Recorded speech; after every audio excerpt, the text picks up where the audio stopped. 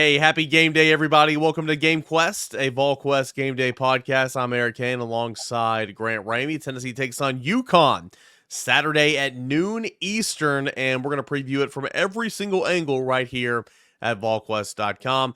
Follow us at Volquest.com on Twitter, Volquest_on3 for continual updates, and of course, the best game day updates inside that game day thread over on the General's Quarters at Volquest.com.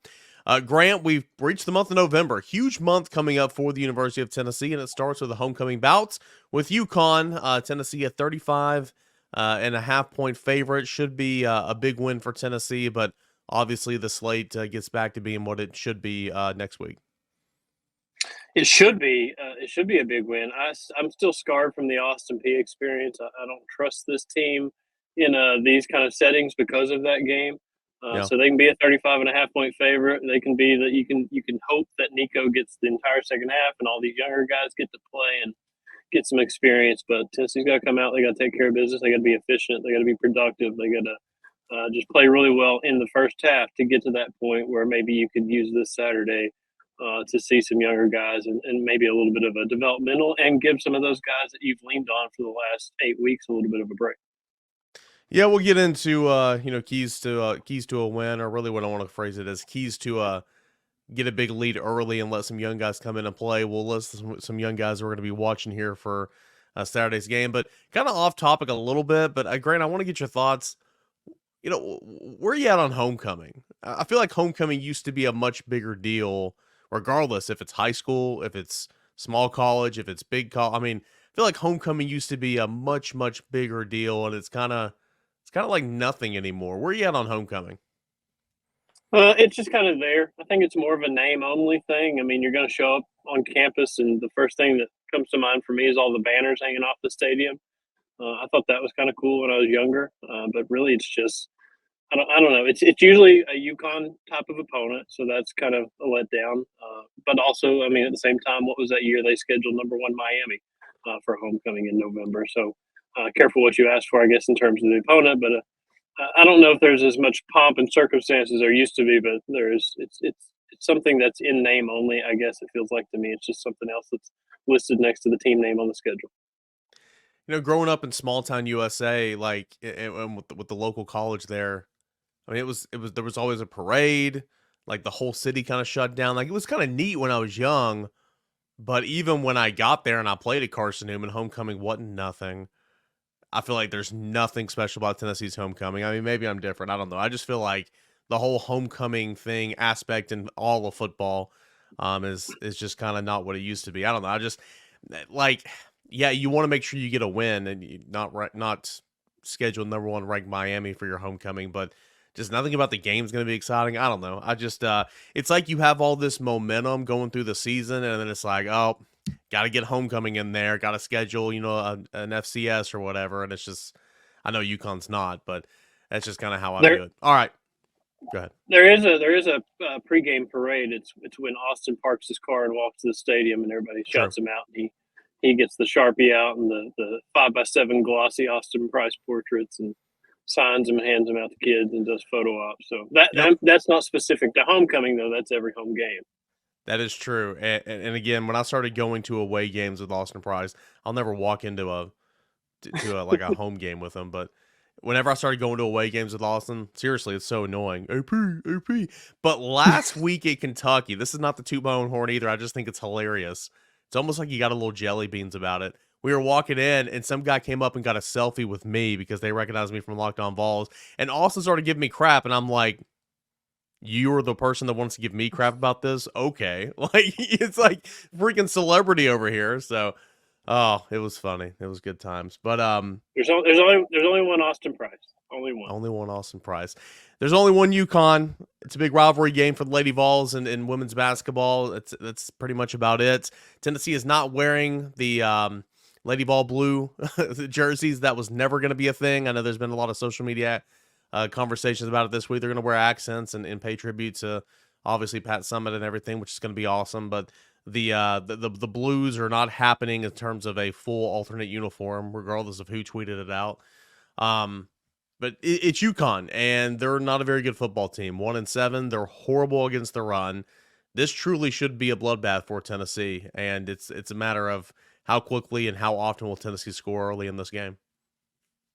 Tennessee's pretty good at running the football, yeah, and UConn's pretty bad at stopping the run. I think, yeah, I pulled up the box score. Boston College ran for 246 against UConn last week. Boston College had the ball for 40 minutes in that game.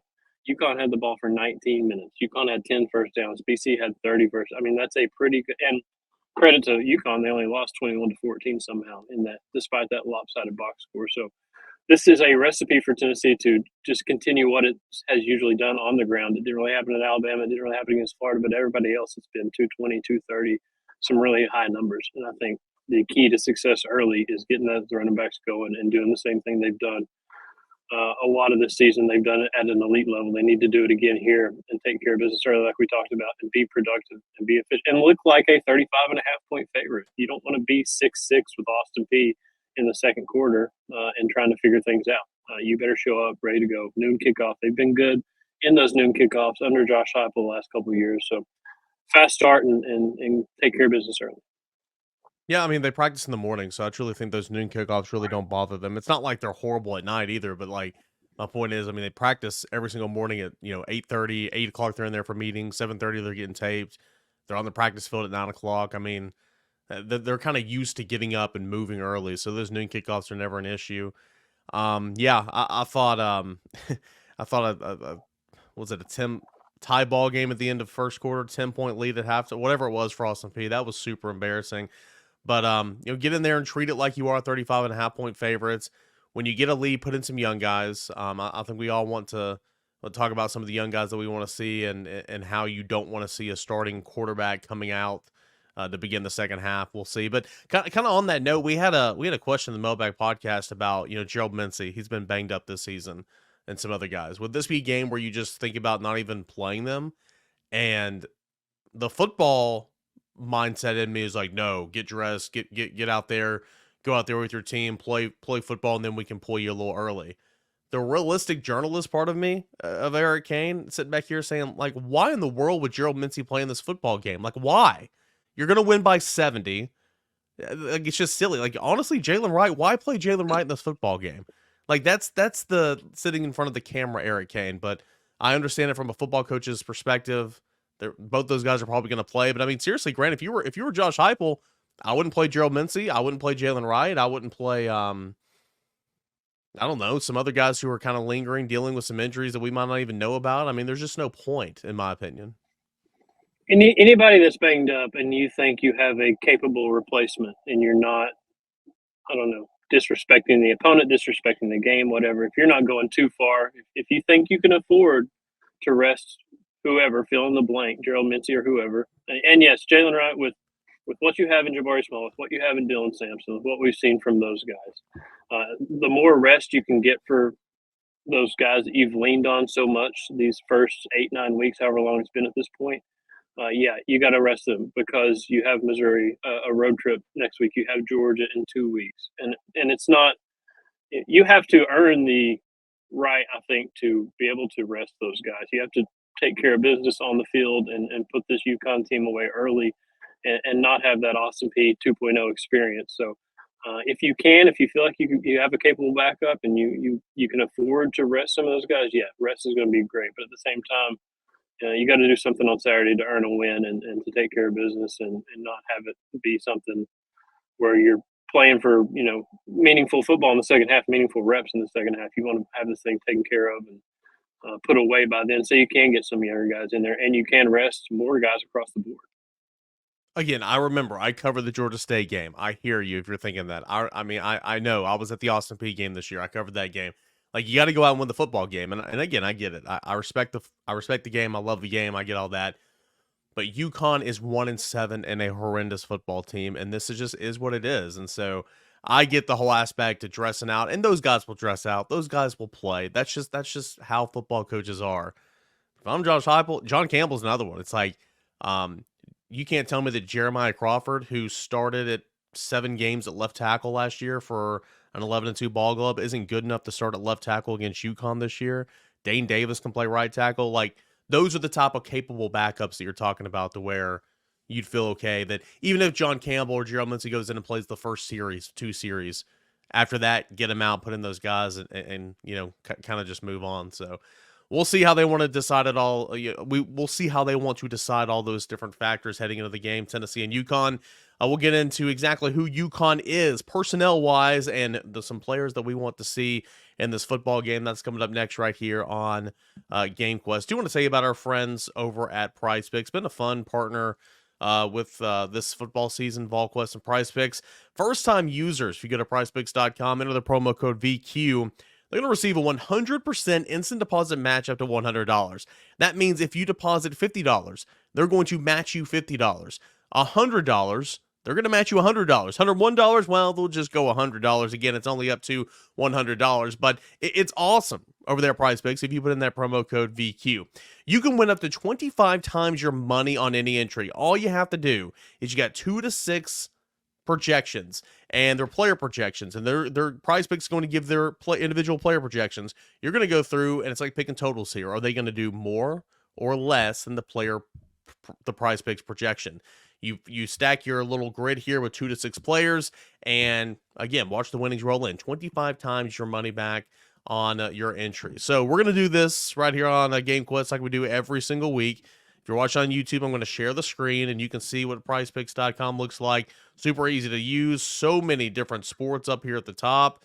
Again, like we mentioned earlier in the year, Grant Ramey loves the little cricket, loves the little soccer. They have those options up here as well, but let's stick to college football. So since we're recording this, before Saturday, and quite frankly, the Tennessee and UConn projections might not even be up here because it is what it is. We're going to lean heavily into the Georgia-Missouri matchup. So, Grant Ramey, you have Brady Cook, Missouri, Georgia, huge matchup. Brady Cook, his projections, 244 passing yards and a half, 244 in the hook. Is Brady Cook going to throw for more or less than 244 in the hook? More, because they're going to have to score a ton to play with Georgia. Georgia's really good. I think Georgia has a tendency to play with its food, not really mess around a little bit with some inferior opponents. Sometimes I think they show up and try to prove they're Georgia and they're the team that's won 20 whatever games in a row and back-to-back national championships. And on the road at Georgia, you're going to have to score a lot of points. I'm going more for Brady Cook, 244 and a half. So you said he's going to have to throw for more to play with Georgia, and you're picking more. So you think Missouri will play with Georgia? I don't know if they will, but if they're going to stick around, I think they're going to have a lot of offensive success because it's going to be really tough to win down there. And again, any way you want to phrase it, and I'm just addicted to more. Okay, I was going to say Grant Ramey keeps choosing more, so he's saying it right now. Missouri over Georgia, mark it down. Let's go to Carson Beck here. Carson Beck, 285 in the hook, 285.5 passing yards against Missouri, more or less for Carson Beck. Less, because that's a really big number, and I think Georgia can be productive on the ground as well. I don't think he has to go for 285 and a half as the home team. I would go more. I don't know. I haven't seen enough of Carson Beck to think he's elite or not elite or weigh in on that conversation, but I don't think he'll have to go for more than 285 and a half. I'm going to go less just to balance myself out and prove I'm not just more picks every single week. Okay. Well, if we could go back and total all these up from the entire season, I think you might have like 2 or 3 lesses. But that's okay because we like to have fun here on GameQuest. Cody Schrader, number 2 rusher in the SEC. Just a couple behind Ray Davis, and oh look, Jalen Wright's less than 100 yards from Cody Schrader there in number 2. Anyway, back to this. Cody Schrader, number 2 rusher in the SEC, 63.5 rushing yards at Georgia. It's going to be a tall task. Is Cody Schrader going to go more or less than 63 and a half? Less. You're one of the top rushers in the SEC. You're going to Georgia. You're playing one of the best defenses in the country. Georgia's going to have something to prove, trying to shut down one of the best running backs in the SEC. Give me less. All right. Look at me. Look at me. 2 lesses. Look at you. Who are you, man? Who are you? All right. Let's go Luther Burden. Former 5-star recruit. Thought he'd be in the transfer portal last offseason. He was not. He did not follow Dominic Lovett to Georgia, who, we can get him in a moment as well. But Luther Burden, if Missouri's going to win this football game, Luther Burden's going to have to find the end zone a couple of times, in my opinion. 92 and a half receiving yards. One of the better receivers in the SEC this year. Luther Burden, more or less. I got to go more because I already took Brady Cook more, and if Brady Cook's going more, he's going to have to throw it to his best receiver. Also, Luther Burden. That's just an awesome name. So I'm all in. Give me more on Luther Burden. Last one we're going to do, we're going to skip over Dominic Lovett. Don't care about him, actually. We're going to do a really, really challenging one, in my opinion. Okay, let's go Oscar Delp. Who is Oscar Delp? Who is Oscar Delp? Well, you know that guy Brock Bowers? Yeah, he's out for a little bit. Oscar Delp is the tight end who will be receiving the targets in place of Brock Bowers. 29 and a half receiving yards for Oscar Delp, the Georgia tight end, in place of Brock Bowers. More. If Brock Bowers can go for like 230 a game, it feels like give me more on 29 and a half with Oscar. Oscar Delp's not a bad name either. It's no Luther Burden, but Oscar Delp's a pretty good one. You can see it over here at PricePicks.com. Our player projections: Brady Cook, the more; Carson Beck, the less; Cody Schrader, the less. God, Grant Ramey really depressed this morning. Luther Burden and Oscar Delp more on their player projections. That's 1, 2, 3, 4, 5. You can do between 2 and 6 players, and if they hit on them more or less, you can win 25 times your money back over PricePicks.com. All you need to do is put in that promo code VQ for an instant deposit match up to $100. Have fun this football season at PricePicks. Promo code VQ for an instant deposit match up to $100. Hey, welcome back to GameQuest, a Volquest game day podcast. Whether you're listening to this on Friday evening, Friday night, or early on a Saturday morning, thank you so much for hanging out, watching it with us on the YouTube, a JW player, or listening to us wherever you get your podcasts. Tennessee and Yukon, homecoming, noon Eastern kickoff. Grant Ramey, we all rejoice. We love noon kickoffs. Isn't that right? We love. Give me a. Here's my thing. Give me a noon kickoff or give me a 7 or 7:30 kickoff. Because then, if it's 7 or 7:30, I've got at least the first part of my Saturday to do something and be a normal, functioning person. If it's a noon kickoff, I've got Saturday night to do something to be a normal, functional person. Just don't give me the middle of the day where the entire Saturday's gone to waste. Give me very early, very late. One of the other. So I needed next weekend to not be a noon game. If it was not a noon game at Missouri, that means I could go and cover the game because I have to do the Playoff Friday broadcast. And I mean, between me and Austin Price, I mean, you know, Austin's going to get to go to the college game. I have to stay back with the high school game. So I needed a non-noon kickoff. We got that obviously with the 6-day option. We knew that it wasn't going to be a noon kickoff. Now I am praying that it's a CBS 3:30 game, because if it's the night game, I mean, we're flying out 5 a.m. Saturday morning to St. Louis, driving to Columbia. Could you imagine if it was a night game kicking off at 6 local, 7 Eastern or whatever, and then we're just going straight to the hotel, flying out 5 a.m. local time the next morning. So if it is a 2:30 local, 3:30 Eastern game, we get to at least, you know, grab a few hours of sleep, you know, at a hotel at the airport or something. But, so wishful thinking. Everybody pray for me, for us. Not that you guys really care, but anyway, typically I want noon every single day of the week, because you're right. I mean, you can have a little bit of a life. But anyway, let's look at this UConn game. 1-7 on the season so far. Only given up more than 40 points, or more than 40 points on one occasion this season. So I thought that was a noteworthy stat. And that was to Duke, losing 41-7 to Duke earlier this season. But they gave a 24 in a loss to NC State, 35 in a loss to Georgia State, 24 to FIU, mentioned 41, 34 to Utah State, and a 1-point loss. That was 34-33. Give up 38 in a touchdown loss to Rice. 24 in a loss to USF and the Fighting Alex Golishes, and 21, as you mentioned, to Boston College, where they let Boston College just run all over them and possess the football, but somehow only lost by a touchdown. In the last 2 years, in the last 4 seasons, UConn has managed only 2 FBS wins. Only 2. And that second one was earlier this year against Rice. 2 FBS wins. They are 5-39 in that regard. They haven't had a winning season since 2010. That was the Fiesta Bowl season when they finished 8-4 or whatever.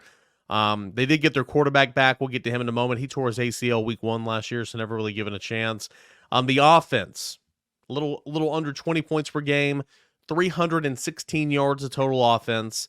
They throw on average for 181 yards a game. They run for 135 yards per game. They've turned it over 11 times and only allowed 9 sacks on the season, but that offensive line hasn't seen anything like it's about to see here at Neyland Stadium. All right, Grant Ramey, the quarterback is Taquan Robertson. 1,275 yards, 58% completion, 8 touchdowns, 3 interceptions, 2 rushing touchdowns. He was their starting quarterback last year, tore his ACL. He's back, but again, not very dynamic, and again, leading an offense that it doesn't score an awful lot of points and doesn't move the football at a high clip. You want me to put on my Josh Heupel hat and Yeah. act like I'm going to build up UConn here? I mean, they are 1-6. Is that right? 1-7. How many one possession games? 1-7. 1, 2, 3, 4, 5. 5 one possession games and one 10-point game. So I don't know if they're completely as bad as maybe the record indicates. I hate to try to build up this UConn football team. But I mean, yeah, I think they're go back to the rushing stat you said earlier. I mean, go back to the rushing stat you said earlier about last week at Boston College.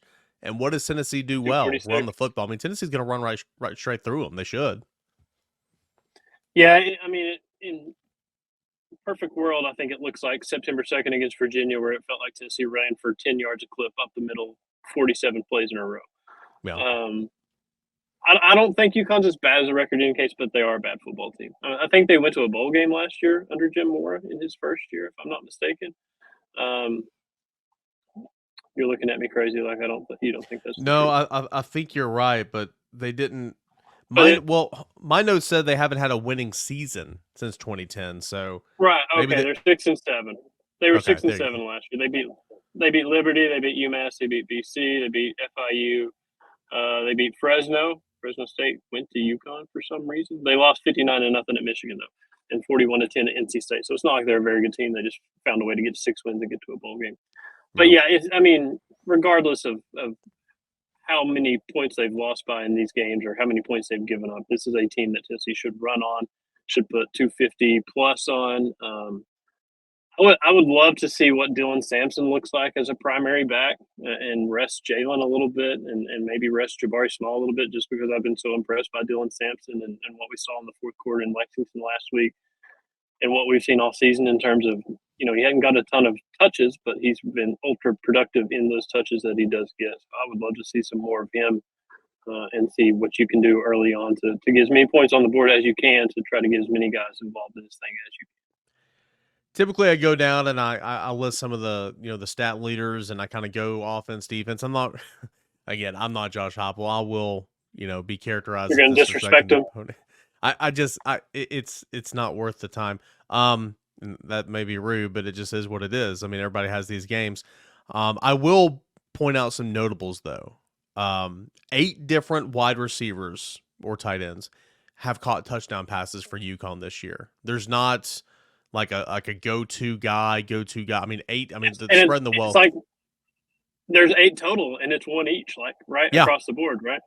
Yes, Which is kind of impressive, to be honest. And when you think about it, yeah, it kind of is. But the most important guy in this football game, both sides, and we all need to watch and admire and love on what UConn does with Jelani Stafford. Okay, who's Jelani Stafford? I'm surprised you haven't heard who he is. I've never seen him play in person, so maybe this could be a stat crew error or whatever. But according to the UConn Athletics website, defensive lineman, starting defensive tackle Jelani Stafford, 6'6", 303 pounds. Okay, he has 27 tackles on the season, 8 TFLs. Not bad, right? Not bad. On offense, he has 12 rushing attempts for 21 yards, 6 touchdowns. He has a reception for 10 yards. He has a long rush. His longest rush of the season is 4 yards. So can we say modern day Fridge? Okay. I mean, is that too much? Is that too much of a stretch here? I mean, how cool is this? And again, this could be a stat career. I don't know. But according to the website, Jelani Stafford has 6 rushing. I mean, he scored 2 touchdowns in 2 games this season. He's the short yardage back. I mean, that's pretty cool. Big number, 99, I think is his number, whatever it is. How excited are you? You're a Bears fan. How excited are you to see a big boy run the football? He's giving me some Princeton Fant vibes of the like 6 rushes, 6 touchdowns, 6 total yards True. But like from last year. Princeton, But true, but like but he's he's a not. skill guy. Princeton wasn't 6'6", 300 and lining up on the defensive line. Yeah. Yes, I mean that. I'm now something to look forward to. I don't know how many times UConn's going to be on the goal line or what the situation is going to be if they ever do get down there, but they better have Jelani Stafford in the game because I need to see this with my own 2 eyes. Now on the fridge topic, it's kind of a polarizing subject for Bears fans because that Super Bowl, Fridge scored a rushing touchdown, obviously, and Walter Payton did not score a rushing touchdown in that Super Bowl. So, as many great things as Mike Ditka did, and he's untouchable, you got to get sweetness and touchdown in the Super Bowl. That's bad. That's really bad when you sit It's there and bad. think about it. He didn't But score. it's okay He didn't because the score a Bears. touchdown. It's okay because the Bears have been back to so many Super Bowls and have had so much success that you don't even think about it really. I mean, you think about the Rex Grossmans of the world. I mean, goodness, so many great players. Exactly. You look at the defense, UConn, 29 points per game is what they're giving up on average, 404 yards of total defense, 237 through the air, so there's going to be a lot of opportunity through the air, and 167 yards on the ground. But again, I don't know how that stat is really accurate whenever we've gone over about what Boston College did and some other teams did on the ground. Anyway, they give up a lot on the ground. Um, they've intercepted 5 passes, they recovered 5 fumbles, they've sacked quarterback 10 times. They're standard across the board. They got a couple. They've got a safety that has 2 interceptions on the season. They got an edge player, Price Yates, that has 4 sacks. We mentioned our guy Jelani Stafford. Just is what it is. I'll tell you a playmaker for UConn. I'm not making a joke here. Can't pronounce his name either. It's George Caratan or something. Anyway, he's a punter. He averages 45 yards a punt. He has 12 punts inside the 20. He has 14 punts of 50 yards or more. I know we don't like punting, but UConn, one of UConn's biggest weapons is their punter, and he's not bad at all. He's not bad whatsoever. It's Tennessee UConn, man. Let's get into some of those young players that we want to see. I think we talked about it earlier in the week on one of the podcasts, Grant. We want to see young players play, but we love to see some young players be mixed and intertwined with some actual guys. Like, I'd love to see Nico get out there and have some. I mean, again, no disrespect. I'd love to have Nico out there and not have Messiah Reddick blocking for him. I'd love to see Nico out there with some guys who are quality blockers in front of him to see what he can do. I'd love to see Cam Seldon run behind a quality offensive line. You see Brian Jean-Marie mix and match Jeremiah Thielander and Aaron Carter and some of these guys with some veterans. You see Ricky Gibson every now and again go into the secondary. You see David Hobbs get in there, and Amari Thomas is showing him what to do. Love to see some of that on the offensive side once Tennessee gets up and again takes control of the game, go up a couple of touchdowns, and then I'd love to see some intertwining of some of these young guys. I think early on, try to build some confidence with guys like Ramel Keaton, who's struggled with some drops. Get Chaz Nimrod more involved, like he has been lately. See what Caleb Webb can do. Try to build some of those guys up going into next week. But yeah, 100% agree. Just Nico, you don't want him in the game just handing off, and it's just you're running out the clock. It would be fun. It would be interesting. I think everybody's been waiting to see him run some actual offense. Throw it a little. We really haven't seen it since September 2nd against Virginia. I think in Nashville was the last time he had pass attempts and I think he was thrown to Caleb Webb in that game. Get him out there with some actual, not just the third team guys, second team guys, some first teamers around him, and just getting in some live reps. It doesn't mean anything for Joe. It doesn't change anything moving forward, but it gives you a little glimpse into the progress he's made or what he looks like at this point in the season. And it's not just Nico. It's different guys across the board on both sides of the ball. And I think for Tennessee, this needs to be a game where Tennessee puts up 50 plus and kind of looks like the Josh Heupel offenses from the last couple of years. Now, this offense hasn't been that explosive, and that's fine. You don't have to be to still win football games. But it would be nice for Tennessee to be able to do that and to get that little bit of confidence in whatever going into a big road game at Missouri and Georgia in a couple of weeks and a lot left to play for here in November. I think this week you need to see Addison Nichols play with the ones. All right, Andre Keurig is out with an injury. Ollie Langer starting left guard. Addison Nichols, a guy that we talked about in preseason. Maybe he could be the center. Maybe he, once that didn't work out, maybe he could throw his hat in the ring at left guard, which is his natural position. You got to see what you have in a guy like Addison Nichols. Because again, and I'll just use him as an example. I haven't heard anything or anything, but you recruit your roster every single offseason now. It's not just you come here, you're locked in for 4 years. No, with the transfer portal, you can leave. And so, what's to say? Again, I'm just using Addison Nichols as an example. I haven't heard anything, but what's to say Addison Nichols doesn't say, okay, well, clearly I'm not, playing a lot here. Why don't I go somewhere else and have a better opportunity? For Tennessee, get him in, get him some run here these next few games. Not starting or not, big time series, but just throw him in there with the ones next to Cooper Mays, next to John Campbell or whoever. See what he looks like. And I think this is the perfect game to where literally you could go in regardless of what the score is. I think this is a game where you can go in and say, okay, second series, Addison Nichols at left guard. Just like they did with Andre Keurig the other day. Clearly, it was I want to say it was the second series of the ball game. Maybe it was the third series. Andre Keurig went in and played that series until he got injured. That could be an Addison Nichols this week. So I think that's something you could see. We went on the Rocky Top round table. We went down the line and we discussed, who's that one player, that young player that we want to see kind of ball out. I mentioned Addison Nichols there. My answer was Cam Seldon. It could be as easy as Nico, and we've already talked about it, but who's a young player or a second-year player that you want to see get a whole lot of run and just see what he can do in a game like this? Maybe Caleb Webb, because we saw some stuff from him early on in terms of when he had to fill in a little bit. I think he might have been that first guy off the bench when Brew got hurt against South Carolina. But it feels like it's been more Chaz Nimrod since then. And you heard really good things about both those guys. It was kind of like when you heard coaches mention one, they were mentioning the other, and they're kind of in that same boat. And Tennessee has, you got to develop these young guys moving forward. It's an opportunity for players to play, but it's also an opportunity for coaches to see these guys on the field and in these situations and try to figure out what they really have or what kind of progress they've made at this point and what kind of progress they're making moving forward. So Caleb Webb, it feels like he's been a little bit of a forgotten guy. I would like to see him extended reps, extended series, whatever, getting some targets, stuff like that. Just kind of see what he looks like, how comfortable he is, what his skill set is, what his, what he brings to the table, more or less. And like I was speaking on Addison a moment ago, and that's a perfect example. Chaz Nimrod, Caleb Webb. Tennessee intentionally played those two guys against UTSA intentionally, because again, you need you're thin at wide receiver to begin with. You're losing Ramel next year. Who knows at that point in time if Dante Thornton's ever going to come out and blossom and maybe leave.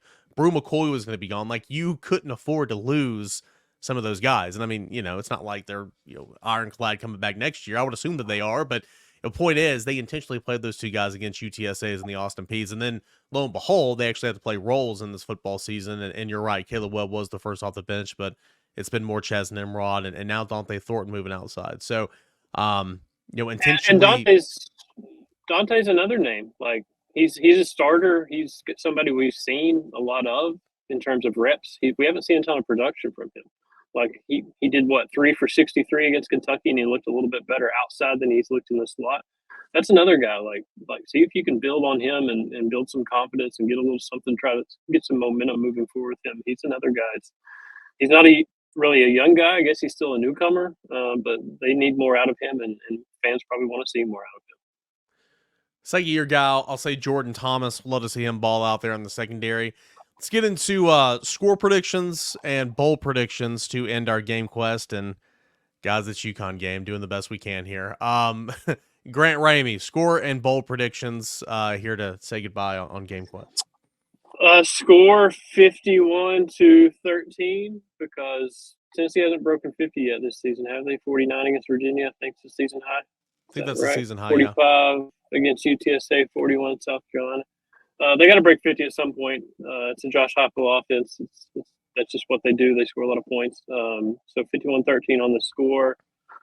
Bold predictions: a Nico first career touchdown. I don't know if it's passing or rushing, but he'll account for his first touchdown at Tennessee. Pretty sure I had that as an Austin Peay bold prediction back in the day that never developed. And a pick six. I don't know who. I don't know if it's a starter, if it's a young guy, but a pick six and a Nico touchdown. You know what that's called, right? When a team scores 50 points? 50 burger? 50 burger. You know who coined that, who phrased that, right? Who? Coach Doug's. I did not know that. I was not aware. I'm pretty sure, unless he got it from somebody else. Remember back in 2020 when there was no football and that guy went and I remember. Oh yeah, and he worked for Barstool for a while. Yeah, I'm pretty sure he was the one that phrased a 50 burger, and that's been kind of a Josh Heupel staple since he's been at Tennessee. But you're right. Excuse me, I haven't really thought about it. Man, Tennessee hadn't scored in the 50s this year, so yeah, what an opportunity. Not only, here's my bold prediction: Tennessee will continue that streak and not score in the 50s this week. Because Tennessee's got to score 50 though, because they're going to Missouri next week and they have to score 60 at Missouri because that's just following the trend. Well, yeah, good point. I was going to say Tennessee's going to score 61 points against UConn, and it's going to be 61. I don't know if this is what my picks on Friday will reflect, but it'll be 61 to, I don't know, guys. I mean, let's go 61 to 14, 61-14. I just think Tennessee's, and again, you can win 49-14. It can be an absolute just a drilling by Tennessee, but I think Tennessee's going to get some points, and so I'll go 61-14. Bold prediction: Cam Seldon scores 2 touchdowns. On the defensive side of the football, give me Caleb Herring. Has he had a sack yet this year? Doesn't ring a bell. Caleb Herring, if he's not, we should know this. I don't have the stats pulled up. He might have had a sack, guys, but if he's not had a sack on the season, Caleb Herring gets his first career sack, and Jordan Matthews gets an interception. I mean, we're going all over the place here. Jordan Matthews gets a pick. We'll see if Ricky Gibson can even play in this football game. Jordan Matthews gets a pick. Caleb Herring gets a sack. I know you looked it up, has he? No, I did not look it up. Oh, I thought you were over there tinkering on your phone. I thought you were looking it up. It's UConn week for me too. So, all right, I got Matthews interception, got Caleb Herring a sack, I got Cam Seldon 2 touchdowns, I got Tennessee winning 61-14. That'd be a lot of content to write about, a lot of sound bites. All right, we'll get through this week. Tennessee again, though. AP week. Let that be a lesson to you. Okay, that was not a good week. And even UTSA, when Tennessee was winning 31-0 at half or whatever, let them come back 30-14 right there midway through the third quarter. Leave no doubt. Go out there, beat the team you're supposed to be, beat this team like you're supposed to, and then get back to preparation because you got a monster road challenge next week at Missouri. I know we talked about it a little bit in Prize Picks, but what's your prediction? How do you think that game's going to go for Georgia at home hosting Missouri? I think Georgia will look like Georgia, and I think Missouri will look like more like the Missouri people have been used to the last couple of years. I think Missouri's good, a lot better than they have been. I just don't think they're ready for that stage and that moment against that kind of team on the road in that environment. And Georgia, it's more of a nod to Georgia than an insult to Missouri. I think Georgia will handle this business. Now, last year at Mizzou, wasn't that a 10-point win for Georgia? Like they look like true. crap. That's true. I completely forgot about that game. That's correct. But still, I think it's a different story when you have to go to Georgia. That zoo up there, it's a little wild. That's right. Tennessee. That's right. Tennessee will be there next week, so we'll see. All right, guys, appreciate you listening. Appreciate you watching GameQuest every single game day right here on Volquest.com. Only a couple more of these in the regular season. Of course, we'll do one for the bowl game. Grant's already working double duty with Tennessee basketball starting as well. But can't thank you enough for watching, for tuning in, and for being engaged with us here on GameQuest. Tennessee and UConn, it'll be a noon Eastern kick. All the coverage you could possibly want leading up to kickoff, during the game, and obviously tons of reaction after the game. You can find it at Volquest.com.